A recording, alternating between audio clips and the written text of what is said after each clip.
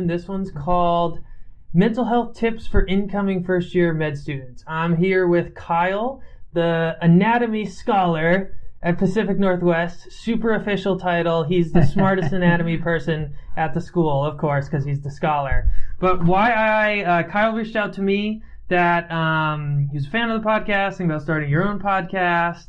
And yeah, it was awesome. So I'm really psyched to have you on here. And I think that you have a lot of expertise because you've just been through more of med school than the rest of us. Our school, at least how it's set up, is we only really see like first and second year med students around, and we never really see third and fourth year students. So you're currently a fourth year. Yeah, I call it third and a half year because I technically finished my third year, but we haven't actually started our fourth year. So this is our gap year in between third and fourth year where we teach anatomy. So why don't you, for the students that don't go to our school or anyone listening, why don't you quickly describe what really anatomy scholar is? Yeah, so that's basically, think of it as like an interim teaching year. So in between your third and fourth year clinical rotations, you come back to the school and you help out with teaching anatomy, as you kind of already talked about. And then we also do some additional things like we do our own research project for the year, and just try to gain some knowledge in teaching and just kind of integrate that into our skills as a future practitioner. So and I got along really well with your predecessors, the Alex and Andrew scholars. They were fantastic. And they taught me a lot about anatomy, of course, because I almost flunked to that course. So I was always talking to them, getting advice. But more importantly, they also, I feel like, gave me so much like med student and life advice. Gentleman scholar, as we would always refer to them as. So I think you're going to experience really the same thing, especially with first year med students this year. And that's why I think you're going to be so appropriate to have on the, mental health tips for first year medical students. So thanks again for being here. Let's just dive kind of in. So I remember, I'm working in facilities right now. Today was actually my last day, and we saw all the first year medical students in their orientation week. Everyone's dressed to the nines, looking all perfect. And I remember when that was me last year, I was just straight freaking out. Like, I do not belong here. Oh my God. I felt like all my classmates had like done cancer research or like gone to Africa to start some clinic, like all these crazy things. They were way cooler than my qualifications to go to med school. They majored all in biology or like had their masters in pharmacology already. I just felt totally over my head. And I suffered what many students I would call imposter syndrome. So have you heard of imposter syndrome? Yeah. So how would you define imposter syndrome? I mean, I would say it's just essentially where you're going to look around and you're just going to feel like you don't fit in. You know that you almost feel like you faked it, right? Like you made it to this point, somehow you got into medical school, but it must have been a mistake. That you're here and something went wrong in that process, and now you're concerned because you feel like you might not be able to, measure up. Exactly. So, the admissions committee messed up. Like they definitely looked over my application. Yeah, right. My parents paid them off or something. Like, I don't know. So were you a traditional pre-med student? I was, yeah. Okay. So I always knew I wanted to be a doctor from high school on. I was big into baseball when I was in high school. I played a ton of baseball, and I didn't really want to do anything with my life besides play baseball. And then I did like an internship in high school through the local hospital when I was a junior in high school, and that's when I said, yeah, this is what I'm going to do for the rest of my life. And you just digged it. Always since undergrad, kind of. And so that's kind of how my experience is different. Is my experience is different in the sense that I actually have done progressively better as I've gone through the years. So I actually did better in college than I did in high school, and I've actually done better in medical school than I did in college. Interesting. And that's just, I think, mostly because I've had this goal, right? And so I think in high school I didn't really care a lot, so I didn't care about school. And then I went to college, and that's when, for me, I really hit the wall that I hadn't been prepared for anything. But I knew I wanted to be a doctor, so yeah, I had to really hit the ground running. So I think that prepared me really well for medical school. So what some people experience in medical school, I feel like I kind of experienced in college. And so that kind of helped me adapt a little bit. So did you struggle in undergrad? Yeah, terribly. Yeah. I mean, especially the first year. I think a lot of people do. But I really slacked off in high school. So a lot of the science classes and mathematics classes, it was quite the leap.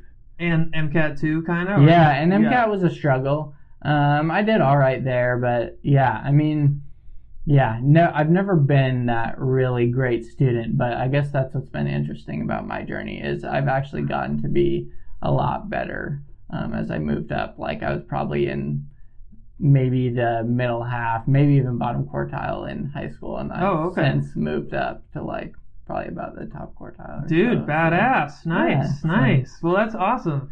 Well, so yeah, why I kind of felt imposter syndrome, at least at first, is because my pre-med science courses were only at the community college level. Okay. And so I was looking around all these colleagues who they went to University of Washington or Oregon State University, all these prestigious science research-oriented universities.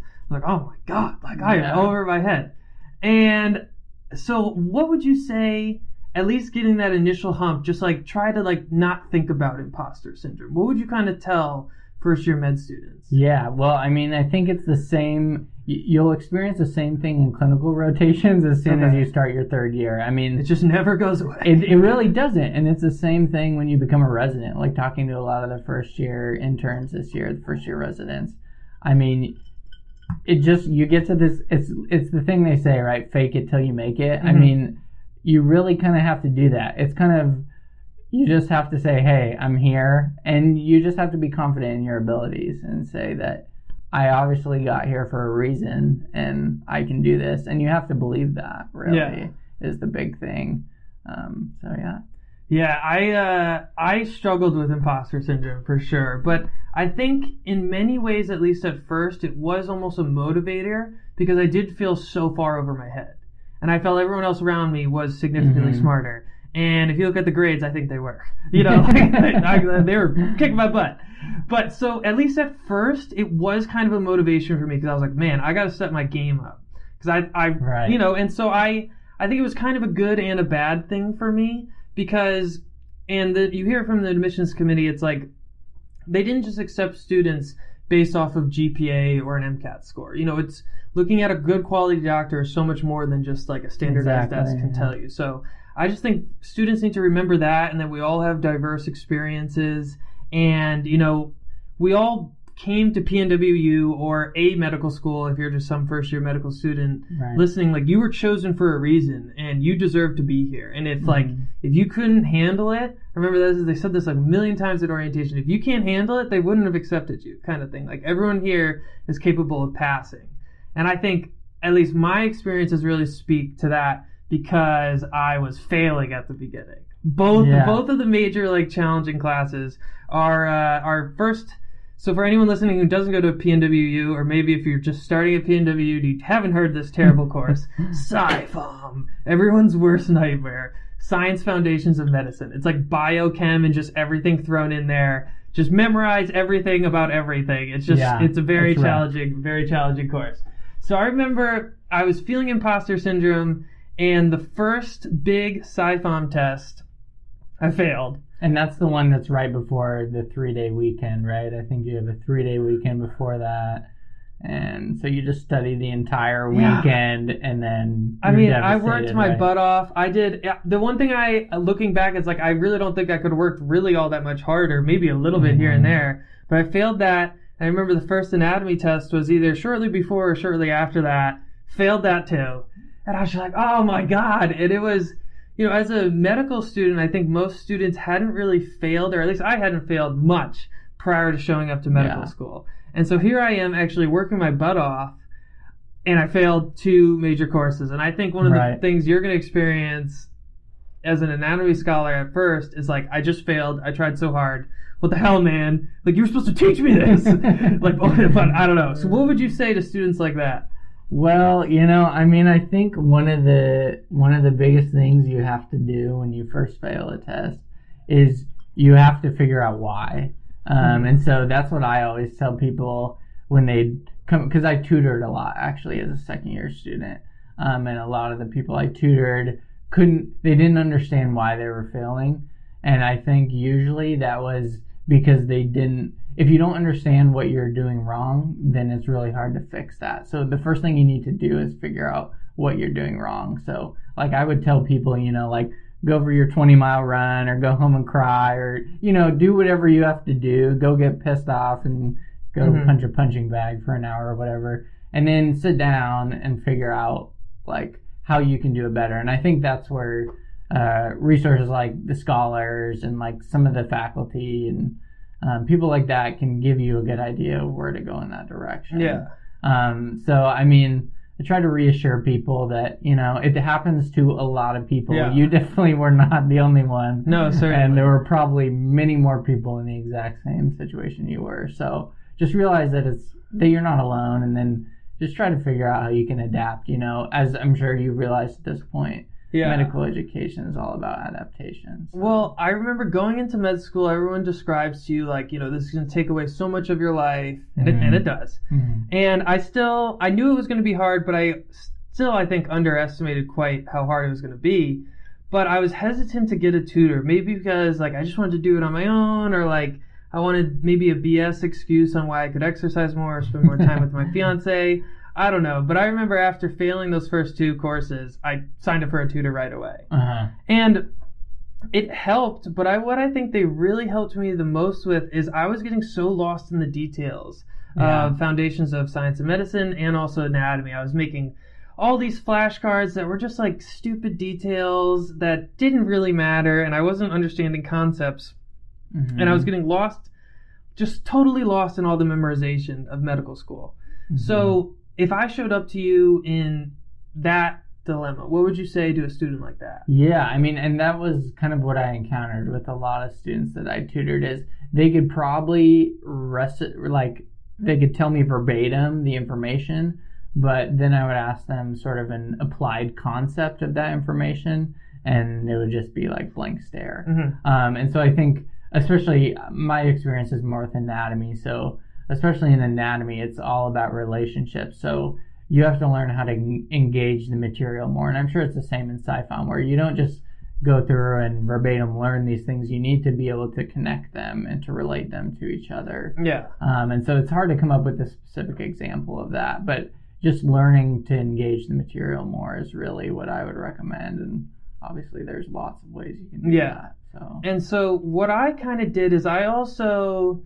sounds weird, but I adjusted my expectations. Yeah. I realized I had dreams of being an A student in medical school, and I'm not going to say it's not going to happen, but I'm being realistic here. Uh-huh. So I kind of set expectations of like, all right, goddamn, I'm going to... And that's kind of really after I got my butt kicked after those first 2 or 3 tests of just straight failing. It's like, I'm going to pass. And I remember my advisor called me in. Mm-hmm. And he was like, I'm worried about you. It was Dr. Lyon, so I can't really do his Irish brogue. He's like, I'm worried about you. Amino acids, are you studying them? Yeah, like right. he's just trying to get me to focus, and I was just feeling really frustrated because I was just putting so much time and energy into my schoolwork, and I didn't really know what the hell I was doing wrong. And so at least for anatomy, I remember I went to the scholar last year. And so what Alex told me, he goes, listen, what I would do is you have to practice... like if you're going to go out there and run a marathon, kind of like you said, like you don't do an exercise that's totally unrelated to running. Like you go running. He's like, so for an anatomy test, you should be doing practice questions as much as you can. Right. And so for one of the resources I really liked was teachmeanatomy.info. Okay. I'll put that in the bio or whatever. I still haven't figured out how to do show notes. I say it all the time, but I don't really. I'll put it in somewhere. Teachmeanatomy.info. It's a super good website that had really good practice questions, like kind of softball, easy ones, at least ones to start with. But then the BRS Board Review Series Anatomy book, I used a ton. And once I started just doing those practice questions, and I would even do them at the beginning before I really understood the concepts, that at least laid out to me like what concepts were the most important.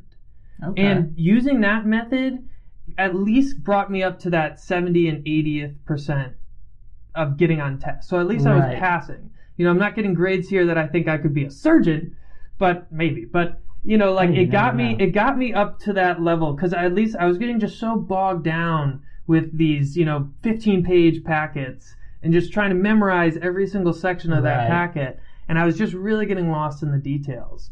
And then for Sci-Pharm, I found, what do you think of supplemental materials? I think they're good. I think it depends on what kind of learner you are, really, is what it comes down to. I would err on the side of using the class materials unless it sounds like in your case, maybe that wasn't as helpful and you weren't learning from that. Then I would go to outside materials. I think the issue with outside materials is that you already need to know this wide range of information. And if you use an outside resource, you're then expanding that even a little bit further. Hey-o. Almost spilled his water. He got it. We're safe. You're expanding that even a little bit further. And so, I mean, that just increases the amount of information that you might encounter. So they're good. And especially if you're not learning and not engaging the material as is, I think it's a good idea. But I think you just have to be cautious. Yeah. Definitely proceed with caution, because they're just going to, like, for some tests, I actually kind of look at it opposite. I think if I use supplemental materials, it's sometimes actually less information gets presented to me, because it's more just the high yield concepts, I feel like, in those supplemental resources. And I always say, like, if I only use supplemental resources, there's no way I would get above about a 75. Or, like, it'd be really, really hard on those class examinations.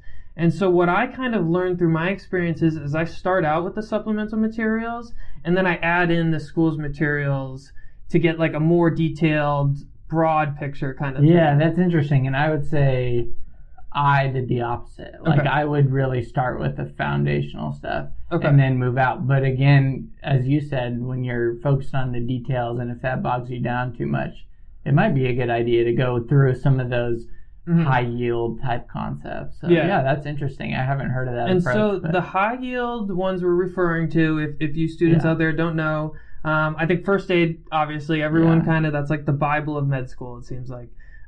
Boards and Beyond, Pathoma, Sketchy, there's like a whole bunch out there, and you'll get them passed down, or you'll hear them word of mouth at school.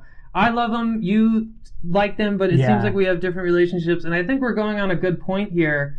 When I was working at facilities today, me and my coworker were both second-year students, and we were talking to these brand new first-year students, and, you know, they were like white in the face, scared, like, oh my God, like Sci-Pharm's starting on Monday, like just terrified. It was really hysterical to see them like that. But they were just asking advice, and so we were doing kind of exactly what we're doing here. Right. And we both were talking about how we succeeded in medical school, but it was in totally different ways, like totally different approaches. And that's okay. You know, like, I feel like students think that their way is better than someone else's way, but really you have to find what works for you. And I hear that all the time. So what would you say to that kind of concept? Yeah, I mean, I think that's the hardest thing about medical school is it's trial and error. There's nothing that's going to work for you first time. If you get something first time, the next thing that comes along is going to be, you know, the thing that doesn't work. And so just finding resources that, you know, you can learn from. I think you just touched on 5 of the biggest resources, and I definitely used a lot of those. But kind of like we talked about, I would start with the material at school. And also, just coming back to one of the things you were talking about, you mentioned kind of setting your expectations, right? And I think that's one of the huge things that I wanted to emphasize is at the beginning of the year, you look around and there's 140 students, and no one ever really thinks about this, but everyone wants to be the top of the class, right? Like, everyone wants to be number one. Yeah. But you really need to set your expectations, and I think that's what, like, we've kind of talked briefly about burnout in the past, and I think setting expectations is huge, and learning how to shift those expectations. Like, if you're really set on being the top in the class, maybe you should shoot for the top 25%, because there's not a lot of difference there. Or if you're like, hey, I want to succeed in med school, you should maybe shoot for the top 50%. Or if you're like, hey, I just want to learn as much as I possibly can, which I feel like is a better goal than trying to fit into a percentile, then just say, hey, I'll be happy passing the exam, and I'll just try to learn as much as I can along the way. So kind of along the lines of expectations, I think that's a huge thing that you need to set for yourself ahead of time, because otherwise you're just setting yourself up to fail and to be upset about every little score you get. Because as you know, there's tests every day. And and us, us med students prior to med school, we've all been that top dog student, so it's, I think at least I wasn't used to, and many other of my colleagues weren't used to being in the bottom 25 percentile. I know what that feels like. And, it is what it is. And so I had to adjust my expectations, because at the beginning I wanted to, finish top 30% or whatever, or just try to do my best. And what I realized is I've experienced burnout this year. And so let's definitely kind of talk about that. And I knew this prior to medical school, and I had many doctors that I shadow even tell me don't go into medicine, just because it is one of I think it's the highest, or the career with the highest suicide rate. Yeah, I think dental might surpass it. Yeah, it's either way. There's a lot of doctors hate their lives, really high divorce rate, substance abuse rate. It's just, despite getting paid well, despite literally saving lives, doctors aren't happy with their career choices. Right. And so my real expectation and my goal for medical school and being a physician is just liking my life and being happy and still being successful, of course, and helping many people. But I still want to have a successful marriage. I want to be a father one day. Show my cats a better life. They deserve it. But so I think setting what your real goals are, because it's what me and my friends always joke around. It's once you're in medical school, it's you could sing DJ Khaled, you made it, bro. You're winning. It's fine. You'll be a doctor. Yeah. It's fine. Yeah. We don't have to have this crazy mentality of cutting each other down and being top dog. It's you're in, chill. This is the end of the road. Yeah, and that's another really good piece of advice too, is just, I think, like you said, a lot of people come in as kind of the alpha coming in, but once you get to medical school, you need to make friends. You need people around you that are supportive of you and supportive of what you're doing, and you need people, especially in your class, who are going to help you, because as much as you can be an on your own studier and not be into group studying, you need to have people to rely on, and there are going to be times when you need study partners. So, you need to move from this mentality of I do everything by myself to I need a group to help me get through this, which is kind of and I feel your classmates are not the only ones. I shouldn't say that, but I try to have conversations with my parents, my sister, and even my fiance about just what the burnout feels like in med school, and what it's like getting quizzed every day on something. And it's just, if you're not in medical school, it's hard to really know what that feels like. So at the end of the day, your classmates are your best resources, your best confidants, the best way you can kind of build a community. So, I get really sad and when I see students who don't have many friends, so I just try to encourage really everyone, I know 146 doesn't sound like a lot of people, but I think everyone in the class can make friends with one another and be at least respectful and support one another. Oh man, how unprofessional. No, I'm just kidding. I'm just playing. All right. So let's kind of talk about burnout. When I started experiencing burnout, I remember it was, there's a hell week of first year of med school. I don't remember that one. Oh, God. You must have amnesia or yeah, I probably blanked. I remember it all too well. It's you have a clinical test on a Friday, a SciFOM test, a Pharm 99 test, and anatomy test, all within 6 or 7 class days of each other. It's just absolutely terrible. And I remember for that stretch of time, I completely stopped exercising. I I would see my wife ish, but I'd be I'm going studying, don't talk to me. We can eat for 10 minutes tonight, but then I'm back to studying. And I was sacrificing everything in my life for studying. And I absolutely had no balance. And it's hard to say because I put in all those hours, I did pass all those tests. But I really started to resent medical school. And why did I do this? This isn't fun at all. This is just not enjoyable. And I started experiencing depression because I wasn't exercising. I wasn't sleeping as well. So I was having all those issues of my bipolar disorder start to sort of, cultivate. So how would you advise students who are really starting to maybe experience some burnout or just lose complete balance in their life?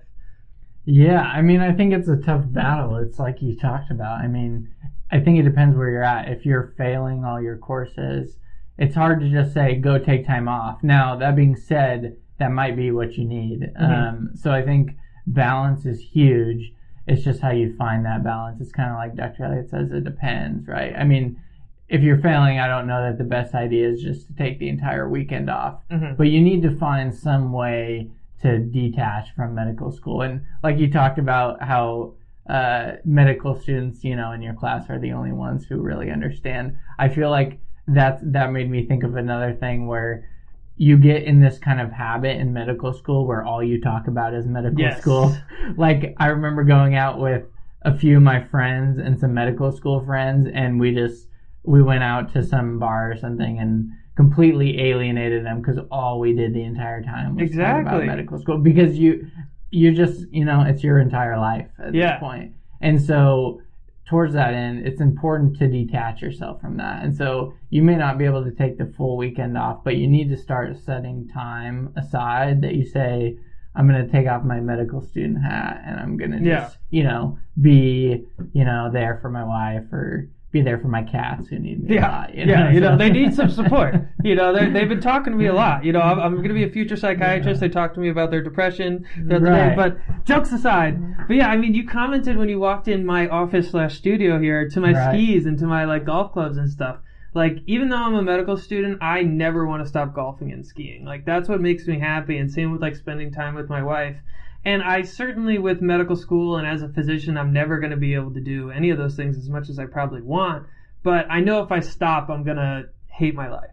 And so I really think it's all about trying to find that balance of trying to just schedule, I'm not going to play 3 rounds of golf this week. I'll play 1 round of golf on Saturday. Or, I can't binge watch with my fiance 15 episodes of Scrubs. Okay, let's watch 2 tonight, 2 or 3, and so that's really, I tried to set more dates in my calendar specifically for my wife, just to try to balance that out.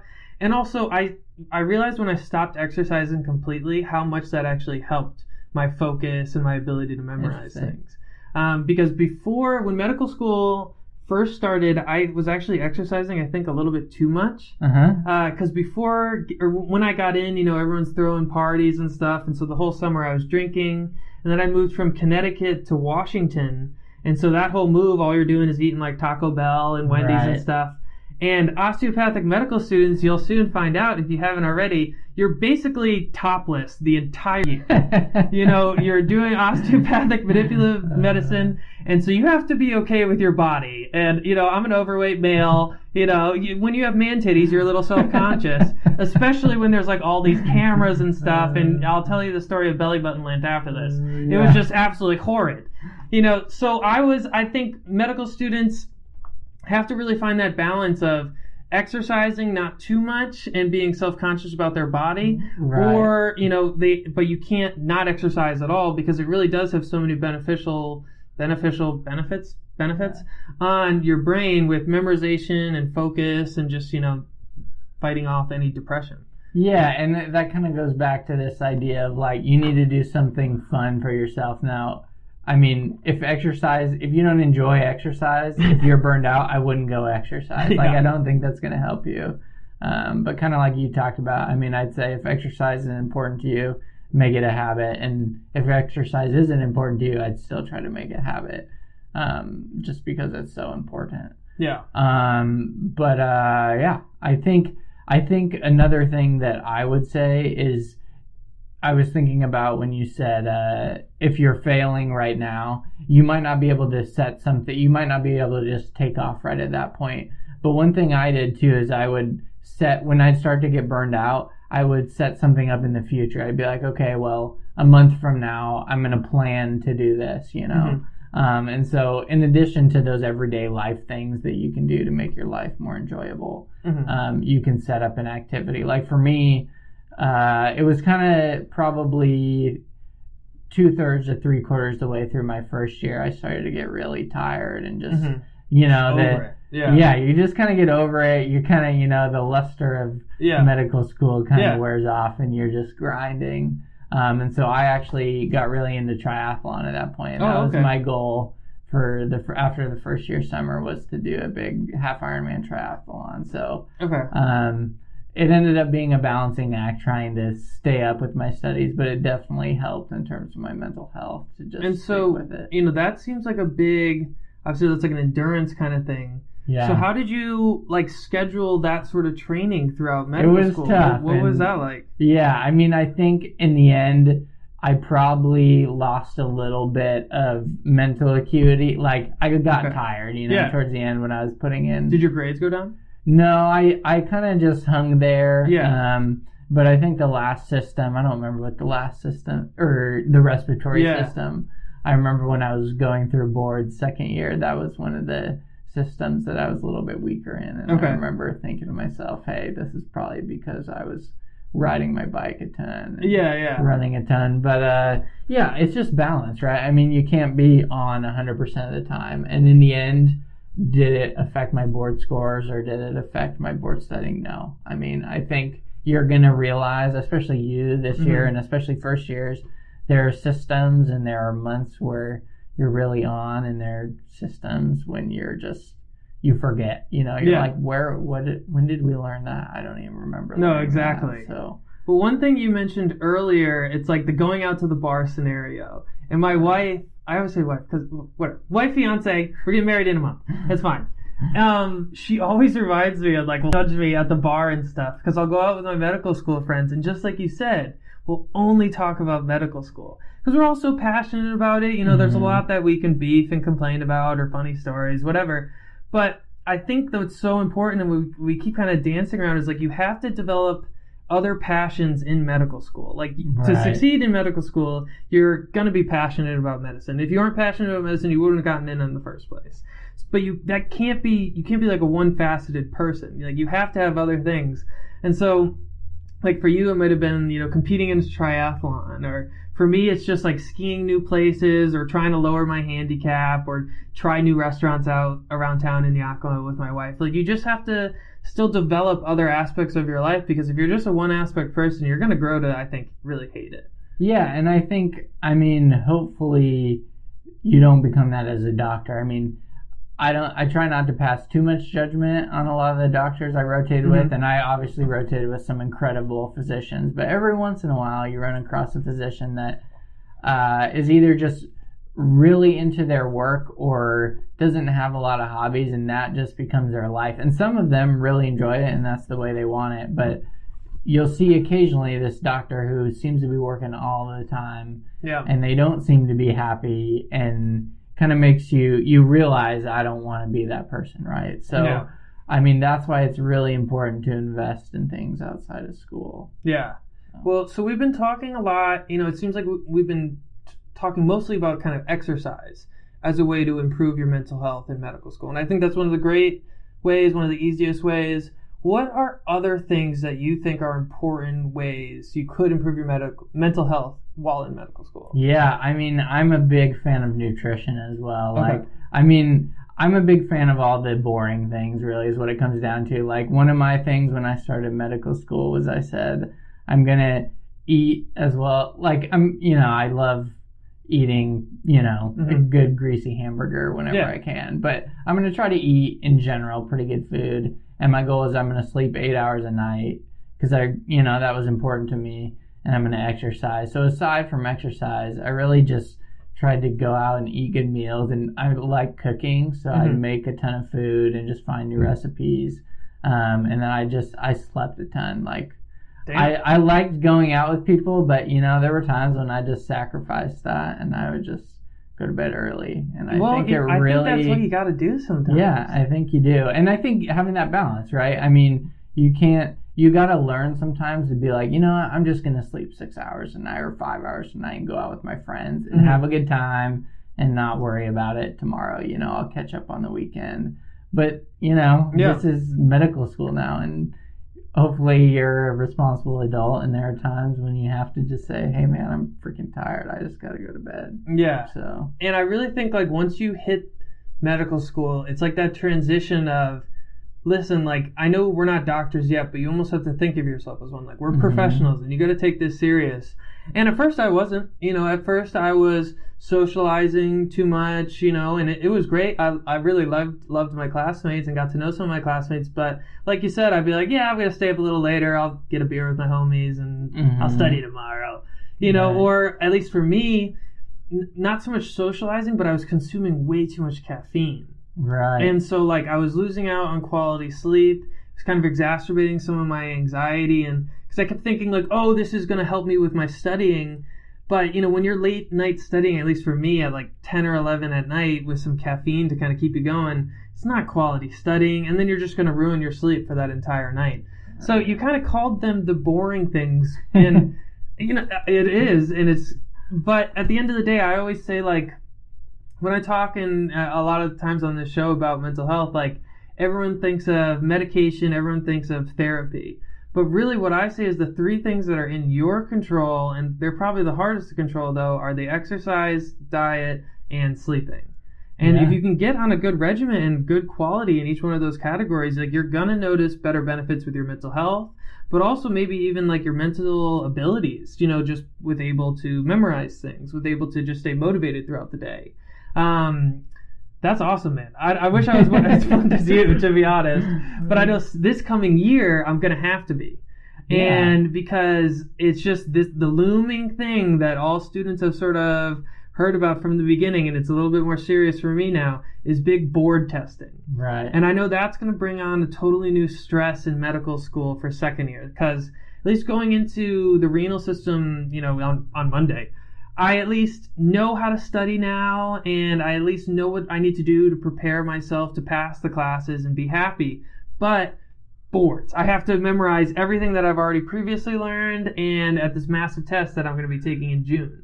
So I saw a lot of second years freaking out around like April. Those are the ones that didn't study. I didn't prepare it. So did you freak out before boards? Oh yeah. Okay. I mean, there are a handful of people that I won't tell you their names so you could ask them. But there were people that could attest to that for sure. Some family and friends that just, utter panic. I mean, kind of like you said, you kind of revert to that your first year self where you're like, I don't have time to study. I can't talk to my girlfriend or my wife. I can't do anything. I just have to study. And you kind of have to get over that again. Like, okay, it's just a test. It's, not the end of the world. And the other thing I was going to say, just as another tangent too, and this is kind of the clinical aspect, right? Like you're talking about, I got to buckle down because I got to do boards. And I guess what I would add to that too is, as having gone through 30-year rotations now, I think it's tough because in the first 2 years, you're at school and it's important, but you kind of get in this cycle where it's like you just have to go to class and you can stay out late and do whatever, but you get to 3rd-year rotations and you're taking care of patients, and it's like it gets real very fast. And you just have to learn to, like you said, develop a good schedule, sleep, eat, exercise, do those things, because there will come a point where you'll be managing people's care and you'll have their life in your hands. So, I mean, although sometimes first and second year can be kind of silly and you can kind of goof off. 100%. I mean, I don't want to say it, but you can goof off. I mean, there was periods of first year where we have Fisher Park Golf Course right down the road here for $7. It's beautiful. Yeah. And I would play like 4 or 5 times a week. Yeah. Like, come on, I can't do that all the time. And I was 100% goofing off, just loving life though, happy as a clam. But that being said, like, I think there's always, transitions in, even if you're not a medical student, just transitions with any part of life is hard. Right. And so, at least for me this year, I'm really concerned about board testing. And at least I know one thing for me to improve my long-term memory that I can improve is just sleep. And because I never sleep 8 hours a night.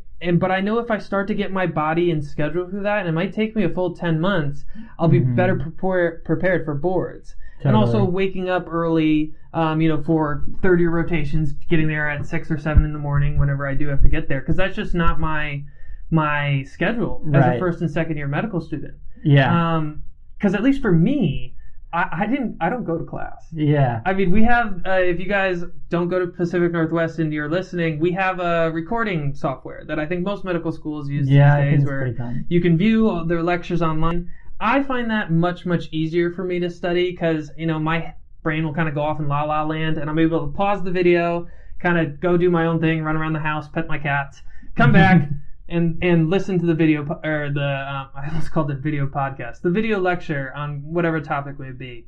Now, what's your advice? Did you go to class or did you not go? Yeah, I did. I went to class probably more than most people, but I did both. I usually ended up watching the lecture as well. So I think that's too why I didn't use a lot of outside resources, is because for me it was just repetition of the same material. So I didn't go to all classes, but I would go to a lot of them, and I'd sit there and I'd have my standard whatever I do, go through the notes, and then I'd come home and I'd rewatch it and review my notes and then add notes. And so it's like, for me, it was just this process of repeating the information a couple times.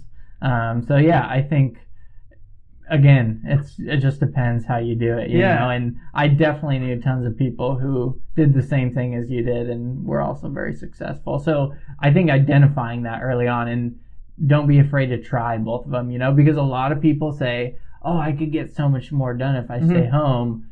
But then you stay home and it's really hard. I don't know if you've experienced this, but it's really hard to keep up with the hours of lecture if you're watching them, because you take a half an hour break in between and then you do something, and then like 8 hours later you've only gotten through 5 hours. So that's the benefit of the class, is that it causes you to continue to continue. I definitely, and I guess I haven't really talked too much on this topic.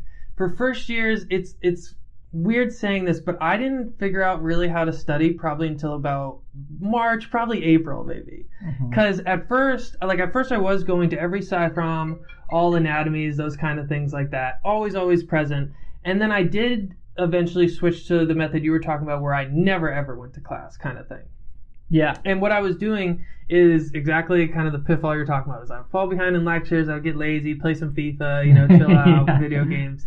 But towards March and April is when I kind of figured out, like, I set my schedule out perfectly. Like, what lectures did I need to go over that day?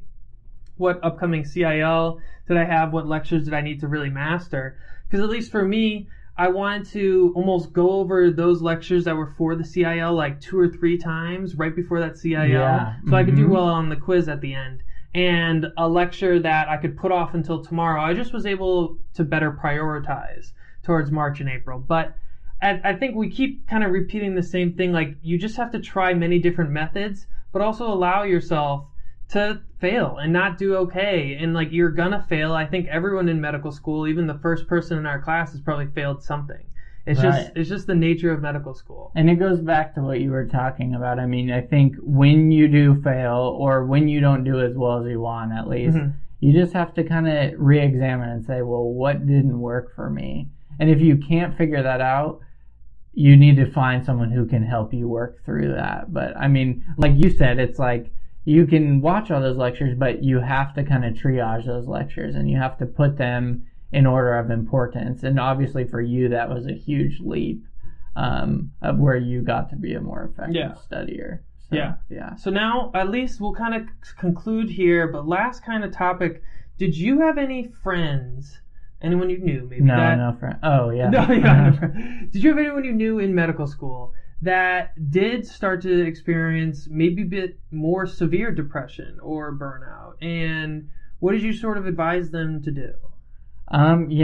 Luckily the people that I was really close with actually did pretty well. We had it similar to what I was talking about, finding a group. There were about 7 or 8 of us who got together, and we're really close, and we would go to lunch a ton, and we'd go hang out after school, and we would sit by each other in class. And so we had a really strong network. So, I mean, things happen. I think there were lots of things happen in your life that you can't control outside of med school, that people experience. And so kind of just being there for them in that aspect. But as far as school, I think I was one of the lucky ones in that most people in my immediate group of friends actually did okay. Yeah. So I actually don't have a ton of experience. And that's fine too. And maybe that's part of the reason why you had so much success is that you did have that close group of friends, is because, at least with my study method, I wasn't at school every day.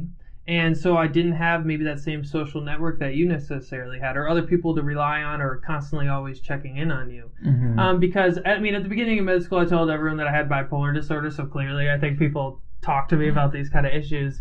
So we haven't talked about it too much today, but if you are, starting to feel really burned out and depressed, I would at least, there's school counselors, there's physicians in whatever town that you're going to be at. But even before you talk to a counselor, remember you can talk to classmates. Right. And your classmates are going to be there to understand. And I hope that they do encourage you to seek out therapy or a physician if needed.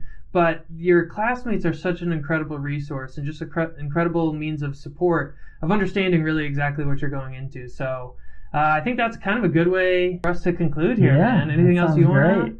No, I thought I was going to hear the belly button story or something you were talking about. Oh, no, yeah. We'll God, that will be over another podcast. So you got to get a couple beers and maybe we're going to get that story out of here. Yeah, sounds great. Well, yeah, man, thanks again for coming on. This is awesome, and we'll have you back for maybe some more triathlon stories. Yeah, sounds great. All right, man. Hell yeah. And that is a wrap on episode 12. I want to thank you so much for tuning in today. Hope you guys enjoyed this podcast. I know I did. I had a great time talking to Kyle. And today was actually really my first time talking to Kyle, so that was pretty cool. New news on the podcast front. We are now on Spotify. No big deal. If you guys use Spotify instead of any of the other podcast platforms, iTunes, Stitcher, whatever, it's now on Spotify. So search Talk Mental Health with Logan Noon. Please follow me on Instagram at Logan Noon, spelled with an E at the end. Please give a rating for the podcast. Share it with your friends. But thank you so much for tuning in today. I really, really appreciate it. You guys make this so much fun. Thanks again.